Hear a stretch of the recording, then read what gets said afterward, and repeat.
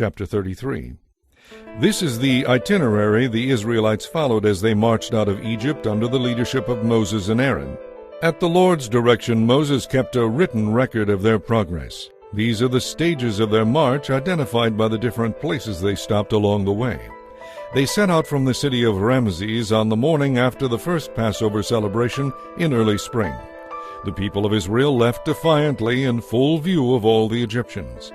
Meanwhile, the Egyptians were burying all their firstborn sons, whom the Lord had killed the night before. The Lord had defeated the gods of Egypt that night with great acts of judgment. After leaving Ramses, the Israelites set up camp at Succoth. Then they left Succoth and camped at Etham on the edge of the wilderness. They left Etham and turned back toward Pi-hahiroth, opposite Baal-Zephon, and camped near Migdol. They left Pi-hahiroth and crossed the Red Sea into the wilderness beyond. Then they traveled for 3 days into the Etham wilderness and camped at Marah. They left Marah and camped at Elim, where there are 12 springs of water and 70 palm trees. They left Elim and camped beside the Red Sea. They left the Red Sea and camped in the Sin desert. They left the Sin desert and camped at Dophkah. They left Dophkah and camped at Alush. They left Alush and camped at Rephidim, where there was no water for the people to drink. They left Rephidim and camped in the wilderness of Sinai. They left the wilderness of Sinai and camped at Kibroth Hattaavah. They left Kibroth Hattaavah and camped at Hazeroth. They left Hazeroth and camped at Rithmah. They left Rithmah and camped at Rimmon Perez. They left Rimmon Perez and camped at Libnah. They left Libnah and camped at Risa. They left Risa and camped at Kehelatha. They left Kehelatha and camped at Mount Shepher. They left Mount Shepher and camped at Haradah. They left Haradah and camped at Makheloth. They left Makheloth and camped at Tachath. They left Tachath and camped at Tirah. They left Tirah and camped at Mithkah. They left Mithkah and camped at Hashmonah. They left Hashmonah and camped at Moseroth. They left Moseroth and camped at Bene Jaakan. They left Bene Jaakan and camped at Hor Haggidgad. They left Hor Haggidgad and camped at Jotbathah. They left Jotbathah and camped at Abrona.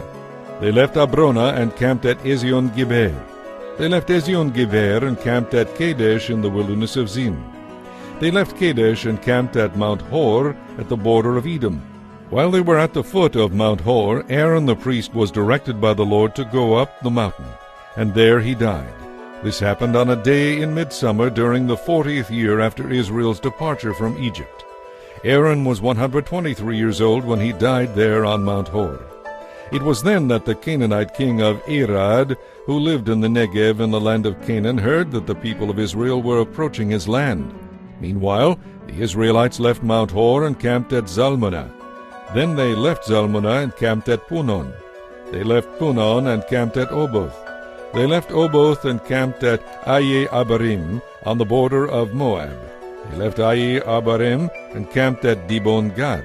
They left Dibon-Gad and camped at Almon-Diblathaim. They left Almon-Diblathaim and camped in the mountains east of the river near Mount Nebo. They left the mountains east of the river and camped in the plains of Moab beside the Jordan River across from Jericho.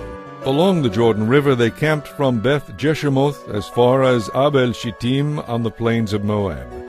While they were camped near the Jordan River on the plains of Moab opposite Jericho, the Lord said to Moses, "Speak to the Israelites and tell them, 'When you cross the Jordan River into the land of Canaan, you must drive out all the people living there. You must destroy all their carved and molten images and demolish all their pagan shrines. Take possession of the land and settle in it, because I have given it to you to occupy. You must distribute the land among the clans by sacred lot and in proportion to their size. A larger inheritance of land will be allotted to each of the larger clans, and a smaller inheritance will be allotted to each of the smaller clans. The decision of the sacred lot is final. In this way the land will be divided among your ancestral tribes. But if you fail to drive out the people who live in the land, those who remain will be like splinters in your eyes and thorns in your sides. They will harass you in the land where you live, and I will do to you what I had planned to do to them.